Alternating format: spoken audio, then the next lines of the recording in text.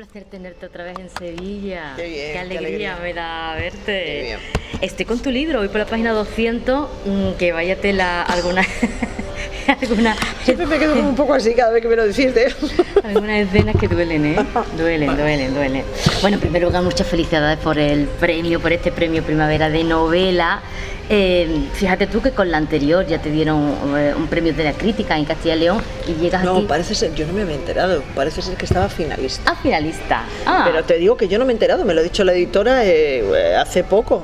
No me dieron ningún premio ni nada. Ah, pues yo he no me leído que dijeron era, nada. fíjate tú, que yo he leído que era No, ganadora. fue finalista. Bueno, finalista. Bueno, pues finalista que también está bien. Vamos, ya ves. Y ahora llegas con La educación del monstruo, que te llevas este premio, que casi es como llegar al mundo de la literatura y besar el santo, ¿no? Total. Porque además el anterior funcionó muy bien, hasta tal punto que la llevaste a una serie de televisión en la que fuiste guionista. Y directora. Y directora, Sí, exactamente. Sí, la verdad es que, jolín, para mí ha sido una sorpresa. Vamos, lo del premio, obviamente, ha sido una sorpresa. Y ¿qué quieres que te diga? Además, qué bonita sorpresa. O sea, yo ni me lo podía imaginar y te puedo asegurar que a pesar de las nominaciones y los premios y no sé qué, la ilusión que me ha hecho esto no me lo ha hecho ninguno, la verdad. Tú, llegado a este punto en el que estás viendo que tu forma de escribir y tus historias gustan a los lectores, ¿has llegado a pensar, si lo llego a saber, empiezo a escribir antes? No, y te digo porque estoy convencida que ha llegado cuando tiene que llegar. O sea, yo creo que en el fondo no es nada más que una otra manera de contar historias. Yo cuento historias y me gusta, y creo que lo hago además para eso, ¿no? Como forma de narrarme a mí misma, ¿no? Que estoy tal vez con lo de la sombra ya lo hablamos, ¿no? Yo creo que necesitamos narrarnos y creo que esto es otra forma más. A la hora de concebir los personajes, a la hora de escribir, escribo de esta manera por todos los años que llevo en lo otro. Por ejemplo, mi cabeza es visual, entonces cuando yo estoy escribiendo, un día me comentaba una amiga, ¿pero qué haces? ¿Te levantas, te pones a escribir tal? No, paso mucha parte del tiempo así, viendo delante, sabes todo lo que va ocurriendo y intento transcribir lo que veo al papel. La manera de escribir es visual, absolutamente. La manera de concebir los personajes lo hago de la misma forma que como yo los voy trabajando en interpretación, como los voy creando a base, o sea, la manera de crear las atmósferas. De alguna forma he ido aplicando todo lo que yo he ido aprendiendo en todos estos 30 años, ¿no? de interpretación y creo que el resultado es este, o sea, que no creo que hubiera sido. Y en esa manera tan visual que tienes de trabajar, por ejemplo, la primera novela la llevas, como hemos comentado, a una serie de televisión, además con Carmelo Gómez, que a mí es uno de los autores masculinos que más me gusta. Sí. ¿Cómo es ver tu historia escrita en formato audiovisual? Porque, por ejemplo, cuando tú te estás creando los personajes, lo imaginas en tu cabeza, después está el proceso de casting, o sea, ¿cómo ha sido ver tu historia en formato audiovisual? Pues fíjate, salvo con La sombra de la tierra, salvo el personaje de Carmelo, que sí que es verdad que cuando escribí lo tenía él en la cabeza, no había nadie más, no pongo caras. En la educación me ha pasado lo mismo, no pongo caras, ¿sabes? O sea, supongo porque de alguna manera como yo los interpreto, ¿sabes? A la hora de escribir, os admiro a ver cómo se rascan, cómo se mueven, cómo se giran, cómo cogen algo, cómo se agachan, y lo voy haciendo, ¿sabes? Muchas veces práctico para ver si es entonces extiendo los dedos, no sé qué, no sé cuál. Creo que no sé si será eso, pero vamos, no tengo ninguna cara. Eso me ayuda, sin duda. Sí que puedo tener una idea vaga en cuanto a las descripciones, pero no tengo un rostro, ¿sabes?, determinado, no lo tengo. No tienes. Bueno, La educación del monstruo tiene 3 hilos temporales, lo que pasa es que están muy conectados porque los personajes, digamos que los vamos a ver en 3 etapas de su vida. Me conozco la historia porque estoy en ella, estoy metida en ella, muy metida, pero a los lectores que quieran acercarse a este premio de Primavera de Novela, ¿qué le dirías de esta historia? La educación del monstruo es una novela negra, es un thriller, o sea, tiene esa forma, es una investigación que surge, que es una investigación que realiza Matilde. Matilde es un personaje que en el año 2014, que es una de las etapas que vemos, tanto ella está en Madrid como un poco en Valladolid. En un momento determinado Matilde tiene un niño de 5 años y en un momento determinado ese niño tira la pelota fuera de la casa, ella sale corriendo detrás de él y le asusta, ¿no? Es un acto, ¿sabes?, en la memoria, o sea, y ella conecta de repente con algo que no acaba de entender muy bien. Eso lo llaman en la memoria los especialistas, es un recuerdo involuntario. y donde la linealidad del tiempo, digamos, se rompe y lo que es pasado en ese momento es presente absolutamente. Ella muestra al niño, se ve reflejada en los ojos del niño, porque no vuelvas a hacer eso, puede venir alguien y te puede llevar, porque cuando yo era pequeña, Lo que hace es intentar manipularle con el miedo, ¿no? Y de alguna manera conseguir que el niño tenga miedo y no vuelva a hacer eso, en definitiva, ¿no? Y entonces la mirada que recibe del niño es algo totalmente que ella no ha tenido nunca, no ha recibido nunca esa mirada, y se ve como un monstruo. Entonces ella empieza a intentar averiguar qué demonios le ha pasado, por qué ha llegado a eso, ¿no? A partir de ahí inicia eso y empieza a buscar qué es lo que ocurre. Llega al año 2000, eso es en el año 2014, llega a su infancia en el año 76-77, en el colegio donde ella estudiaba, que estaba dirigido por una monja que es la hermana Olvido. En ese momento en Valladolid hay un violador que está atacando a niñas y que toda la ciudad hay ese clima de miedo. Y al mismo tiempo nosotros vamos viendo, en el año 63, vemos a la madre de Matilde, a Águeda, junto con su tía, con Teresa. Son emigrados a Alemania, en la ciudad de Düsseldorf, y el lector, antes que la propia Matilde, va a ir uniendo las piezas. De alguna forma yo me he dado cuenta que lo que he hecho ha sido una especie de tapiz. No en vano Matilde, el personaje del que hablamos, se dedica al cine, es vestuarista, y entonces ella se expresa con los tejidos, se expresa con las texturas. Entonces de alguna manera yo me he dado cuenta que he ido construyendo un tapiz, ¿no? Poco a poco, en el que el lector va viendo cuáles son las tramas que hay, ¿no? qué es lo que va por debajo, y lo va averiguando antes que ella, antes que la propia Matilde, ¿no? Es cierto. Bueno, es una estructura más compleja que la anterior. ¿Cómo te has desarrollado, cómo te has desenvuelto, mejor dicho, a la hora de manejar 3 tiempos? Pues fíjate que en un momento determinado pensé, voy a hacerlo por etapas. Voy a hacer Alemania, Valladolid y 2014. Sin embargo, no me funcionaba. Y me di cuenta efectivamente lo que te decía antes, es un tapiz. Y entonces iba tejiendo al mismo tiempo que se iba desarrollando la historia. De tal manera que igual es verdad que ha sido más difícil o más pesado, porque cualquier hilo que moviera en una de las épocas me modificaba absolutamente todo, ¿no? Era hacer como una especie de encaje de bolillos de un lado para otro. Por eso te digo que para mí fue como ir tejiendo ese tapiz del que yo no tenía una imagen, ¿no? No tenía una imagen a la que respondía el bordado. Estaba como si estuviera boca abajo, ¿sabes? No tenía ninguna, pero iba tejiendo, porque lo que sí que me ha pasado y es que he ido reflexionando al mismo tiempo que iba escribiendo. La reflexión que el lector, yo invito desde el principio a hacer en la novela, la he ido haciendo yo también, ¿no? Entonces todo como lo que se iba descubriendo, lo que tal, de alguna manera, sabes, también he ido un poco yo descubriendo todo eso, haciendo el mismo proceso, ¿no? La novela aborda muchos temas de los que vamos a hablar dentro de un ratito, pero destaca o sobresale pues esa emigración de los españoles a Alemania en los años 60. Cuentas en la novela, y es algo también que vamos a ver o que hemos visto, que el cine español ha incidido en esa historia, en esos españoles que dejan España en busca de una vida mejor, creen que van a conseguir ese sueño americano que es alemán, y cuando llegan allí, claro, pues se encuentran pues miseria igualmente, soledad, nostalgia. Todo eso se ve muy claro en tu novela, en el personaje de Águeda, de Teresa, de su marido. Me encanta que me digas esto. Una de las cosas a la hora de la documentación, en mi caso, supongo que en el de todos, los escritores, me siento como un poco así, ¿no? Cuando digo eso, o sea, me entra la cosa esta del síndrome del impostor. Yo encuentro la historia documentándome, ¿no? Y a medida que voy necesitando cosas me meto en más, o sea, yo no tengo un proceso de documentación previo y luego escribo, me voy documentando a medida que van ocurriendo cosas, ¿no?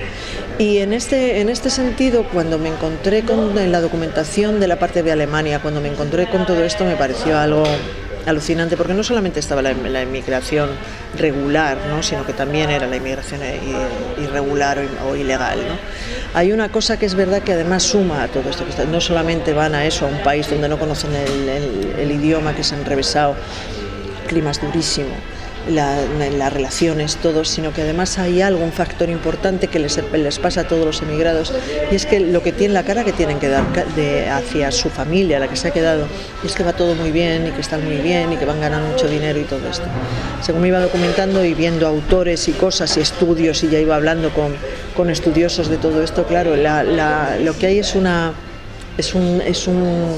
trauma en muchos casos, es una decepción tan grande donde no llegan, no cumplen las expectativas para nada, ¿no? Y eso me pareció súper interesante, y me pareció muy interesante hablar de esa inmigración ilegal, que al mismo tiempo tenía mucha más capacidad de pasar tenían la capacidad de dejar un trabajo y buscar otro, tenían mayor libertad que las personas que fueron de forma regular por el Instituto de Migración, ¿no? Ellos no tenían esos límites de tener que estar en igual un año durante 6 meses en un trabajo determinado y aguantar con ello. Las condiciones en las que iban también eran terribles, y me resultó muy curioso que a la hora de documentarme tuve la oportunidad de hablar con alguna persona que se había quedado allí y negaban la mayor en relación con la inmigración ilegal. No existió. ¿Sabes? Cuando los datos, los estudiosos, cerca del 50% fueron de forma ilegal, ¿no? Entonces todo eso me pareció realmente ya un tejido, una trama tan importante, ¿sabes? Que me parecía que había que enlazarlo. ¿Pero en qué consistía esa migración ilegal? ¿No llevaban permiso de trabajo o cómo era? No, iban con permiso de turista.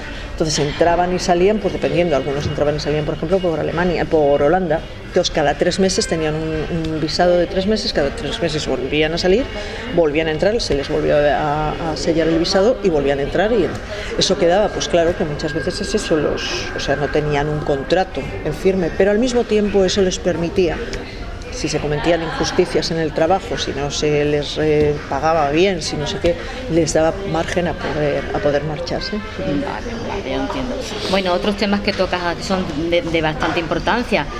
Vamos a ver escenas muy machistas, la religión con esa monja que se llama Olvido, de la que hablaremos, el maltrato, la culpa y el pasado, Elvira, que ese pasado siempre vuelve y que a veces cuesta muchísimo trabajo dejarlo atrás. Yo diría que nunca. Sí, por eso las 2 frases del inicio también de la novela, ¿no? La de Virginia Woolf y la de... Mira, hay una cosa que para mí son 2 temas que me doy cuenta que son temas, y me imagino que van a ser temas recurrentes siempre, que es la memoria y es el tiempo. Como yo, hay mucha gente, ¿no? que son 2 temas importantes. En relación con la memoria, es que claro, la memoria la necesitamos para construimos nuestra identidad en base a lo que hemos vivido, y está y permanece, por mucho que le queramos dar vueltas. Sobre la memoria hay muchos estudios, pero realmente todavía no se sabe tanto como se debería saber, ¿no? Están en ello, en proceso de tal. Entonces, claro, de cómo se construye un recuerdo, que para mí ese es el origen de todo, ¿no? Cuando Matilde tiene este recuerdo involuntario, y una de las cosas que me planteaba es cómo se construye un recuerdo, cuáles son los mecanismos, qué es lo que ocurre, ¿no? Y ahí empiezo a documentarme sobre el tema de la memoria, ¿no? Para mí es un tema importantísimo, porque construye la identidad y está ahí. Eso creo yo que va a ser un tema recurrente, sin duda. No sé, ¿qué me habías preguntado? No, te preguntaba también que el pasado siempre está ahí. ¿verdad? Sí, pero yo creo que está, porque es que es eso, el pasado tiene que estar, y está bien que esté, ¿no? Porque es verdad que la memoria, si no utiliza, hay recuerdos que no los utilizamos, los farolillos, porque no tenemos un ordenador con el que podamos archivar absolutamente todo, sino que vamos lo que ellos llaman, ¿no? Farolillos rojos, esos que en un momento determinado son como un detonante, y entonces se puede desarrollar el recuerdo. Pero si hay farolillos que no se utilizan, se quedan ahí, ¿no? Entonces, a mí me parece, desde luego, que es un tema clave para el ser humano, ¿no? Estos españoles que se iban a Alemania lo hacían los ilegales, a través del Instituto Español de Migración. Esos eran los legales. Los legales, perdón, así he dicho, los legales. Y luego, ya estando en Alemania, se pusieron de moda, entre comillas, los centros culturales, que eran como ese reducto de España en Alemania, donde los españoles intentaban sentirse como en casa. Son escenas que también vemos en la novela y que me parecen de una ternura como muy entrañable. Bueno, los centros estos, ¿no? que yo todavía en Valladolid los he conocido, ¿no? El centro gallego y el centro no sé qué, ¿no? Y que el centro andaluz, todo este tipo de cosas, es verdad que son sitios donde se reunían, ¿no? En el caso de los países extranjeros no solamente eso, también eran sitios donde de alguna manera el régimen franquista pues también controlaba lo que había para allá. Quiero decir, se marchaban y, o sea, y también Cáritas ejercía también este tipo de labor. Siempre el régimen de alguna forma también estaba siempre cuidadoso de que, bueno, de que las ideas democráticas, no, a ver cómo calaban y hasta qué punto, o sea, el régimen quería seguir controlando incluso a la gente que estaba afuera, ¿no? Esos centros también ejercían ese tipo de labor, de alguna manera también, o sea, se sabía cómo vivían, de qué manera, qué hacían. La cuestión de saber, hay un momento donde los tres personajes, Matilde, Olvido y Águeda, que son las tres mujeres protagonistas, son los tres personajes centrales, las tres, en un momento a mí yo quería, o sea, están escritas tres heroínas, ¿no? Son tres mujeres que se posicionan en contra del sistema, que denuncian, ¿no? Cuando Águeda en Alemania denuncia lo que está ocurriendo en su casa, lo que ella ve, los malos tratos, todo esto, hay un momento donde además va a ese centro y está dando clases y lo denuncia y ellas son muy claras. No es así. Ejercían también ese control, ¿no? Sabían también, o sea, sabían todo lo que pasaba en todas las casas y ejercían igualmente, ¿sabes?, un control. Y supongo que también algunos de los casos de informativo, ¿no? También. Claro. Esas tres mujeres, Águeda, Matilde y Olvido, van a ser los tres pilares de la novela. A mí Águeda me roba el corazón. Matilde es esta mujer que a mí me recuerda un poco a las mujeres de hoy en día que sobreprotegen muchísimo a sus cachorros.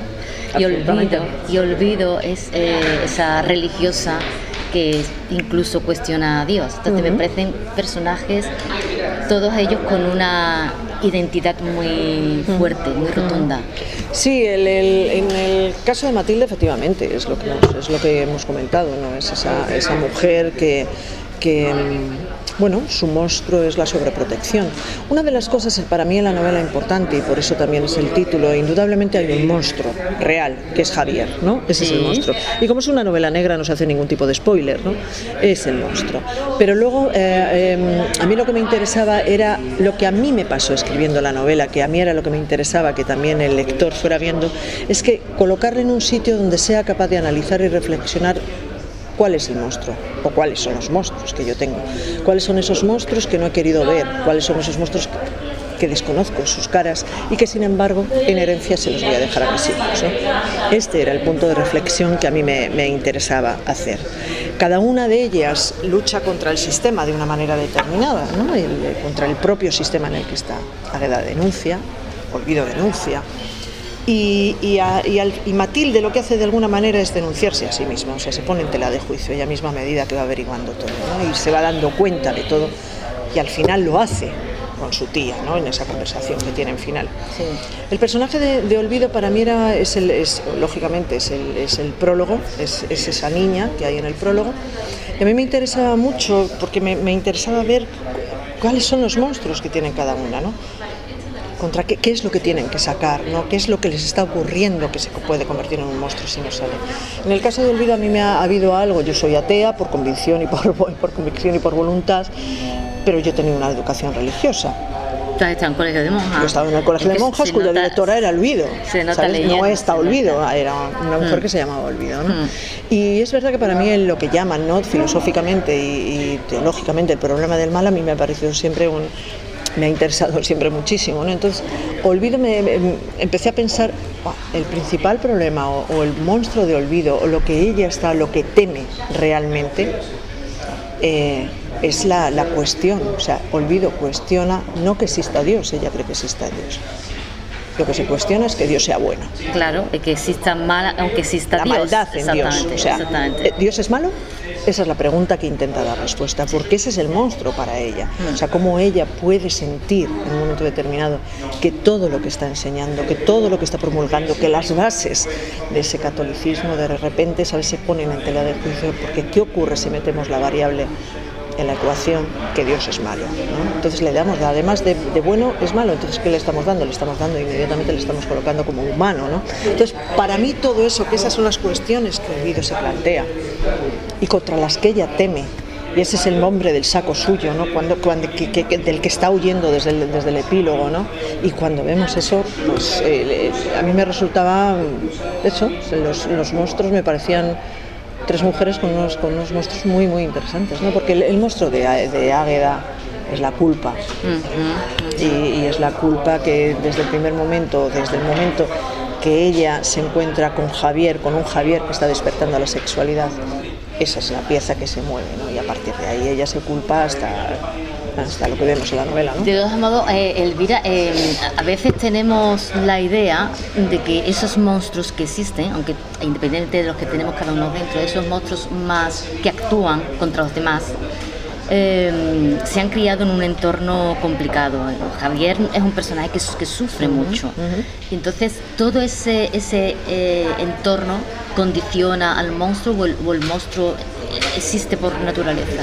Bueno, esta es una de las cosas que creo que el lector tiene que responder, ¿sabes? En esas cosas de reflexión. ¿El monstruo se hace o es, no? Bueno, en este caso lo que vemos es un Javier, que es ese monstruo que digamos que identificamos, ¿no? Desde el primer momento. Sí.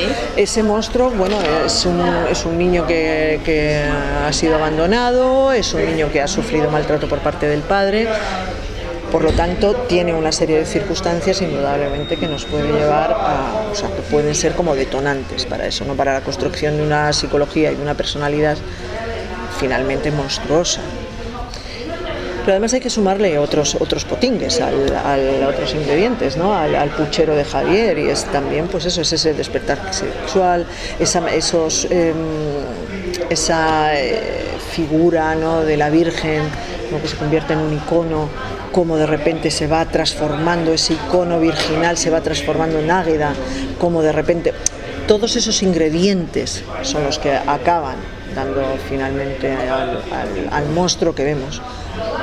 Pero monstruosa es la actitud de Águeda hacia su hija, monstruosa es la educación que vemos que le da, monstruosa es la responsabilidad que le echa encima, ¿no? De la vida, ¿no? Águeda le echa la responsabilidad a Mati, siendo una niña, de vivir, ¿no? Sí. Entonces, todo eso es monstruoso, y monstruosa es la sobreprotección que ejerce Matilde sobre su hijo, es exactamente igual, monstruosa, ¿no? Y monstruoso es el silencio que tienen todas las familias con las niñas que son violadas, esos son los monstruos, ¿no? Una de las hilos argumentales transcurre en Valladolid, en tu Valladolid natal, en los años 70. Vamos a ver la Valladolid de tu infancia, entiendo. Sí, absolutamente.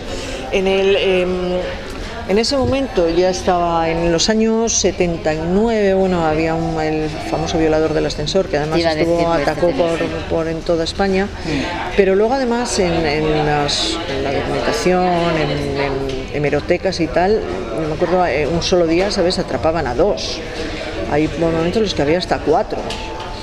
Claro, eran mucho, y eso ya esta vez Franco había muerto, pero cuando Franco todavía no había muerto eran delitos que prácticamente sobre esos delitos no se hablaban. O sea, denunciar que eso ocurría en un régimen dictatorial era imposible. No existía una preparación psicológica por parte tampoco de los policías. Hacían lo que habían estado haciendo, ¿no? Y ya está. Y en ese sentido, por eso Olvido le gusta la psicología, por eso ella y el comisario Gutiérrez no se encargan de empezar, o sea, de intentar conseguir que aclarar todo eso, ¿no? Claro, en ese momento en Valladolid, y esto está, quiero decir, está documentado, se habla de ello, claro, era tanto el miedo, yo lo recuerdo, donde para ir a jugar a casa de una amiguita siempre tendría que llevar algún hermano mayor, no te dejaban estar sola en la calle. Todo ese miedo, ¿sabes?, se va calando, ¿no?, poco a poco y yo esa sensación de miedo que no sabías que era realmente lo que pasaba, ¿no?, pero esa sensación de miedo que se respiraba, de no puede salir, opresivo, no sé un qué. ambiente opresivo. Claro, estaba, sí. He leído que te has documentado, bueno, me has estado hablando de que te has documentado mucho, pero me ha llamado la atención un dato que aportas al final del libro, que dice que has encontrado inspiración en una novela gráfica, que a mí es un género que me encanta, pero que los lectores se acercan poco, y yo lo defiendo muchísimo, y me ha gustado que por fin encontrar a alguien que se ha documentado a través de una novela gráfica. A mí las novelas gráficas es algo que me encanta. Yo de regalo de Reyes siempre pido. Uy, yo también. Siempre pido una novela gráfica. El resto del año pido en cumpleaños y demás, y me voy comprando novela normal. Pero la gráfica para mí siempre es un regalo de Navidad. Sí. Y a mí me encanta, la novela gráfica me encanta. Y en este caso además, pero no la encontré yo,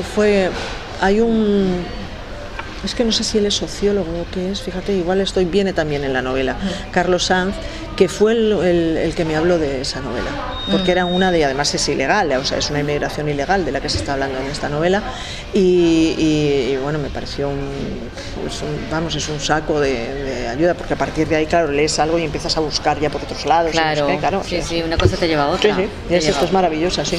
Bueno, tus novelas son siempre de mujeres potentes, de mujeres fuertes, y me voy a meter en un jardín, Elvira, porque me gustaría preguntarte, ya que escribes tanto sobre mujeres, en estos tiempos en los que vivimos, que la mujer lucha por su igualdad, el feminismo que hoy, o la concepción de feminismo que tenemos hoy, ¿está bien entendido? ¿Tú cómo lo ves tú?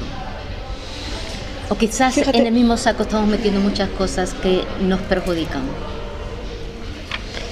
Yo creo que en un momento de crisis, cualquiera de los avances que se haya podido hacer, la mujer los pierde, de entrada.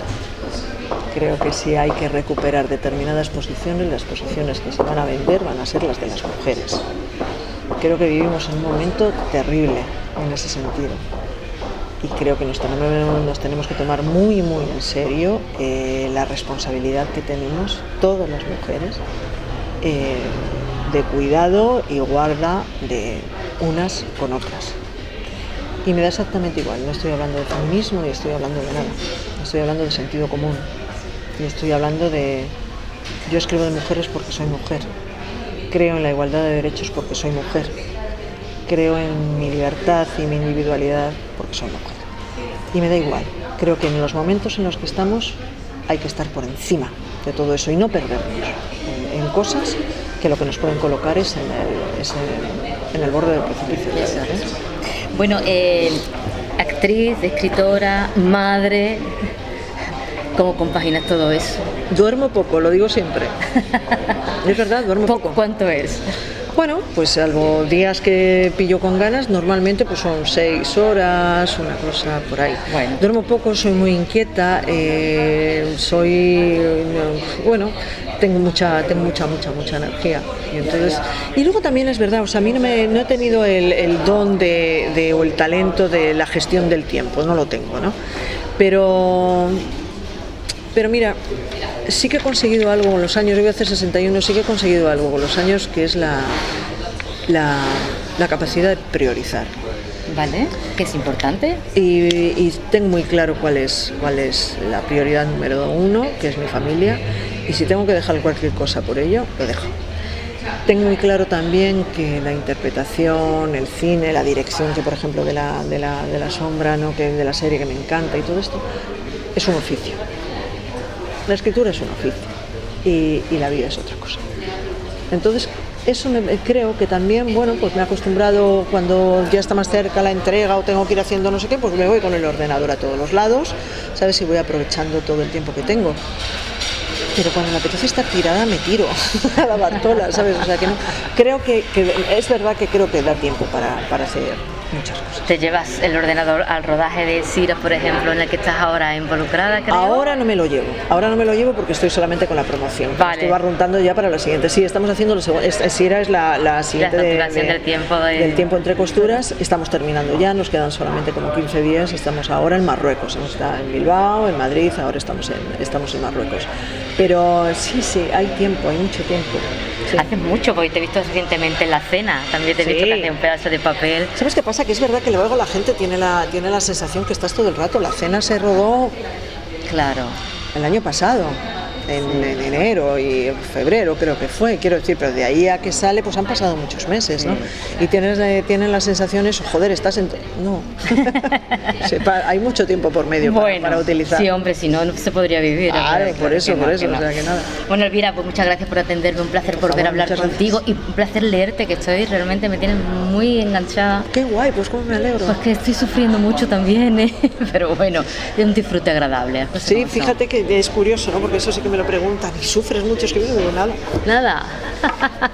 Sufrimos los lectores por ti. Nada, porque para mí creo que eso también me lo ha dado mucho lo de los personajes. Claro. Pues si no acabarías como Bela Lugosi durmiendo en el ataúd, ¿no? Sí. Y entonces, no, me separo mucho, hay algo mucho más técnico, ¿no? Bueno, esa es la profesionalidad que te ha dado el cine. Pues seguramente, yo qué sé. Lo dejamos aquí, muchas gracias, Elvira. Gracias a ti, mi vida.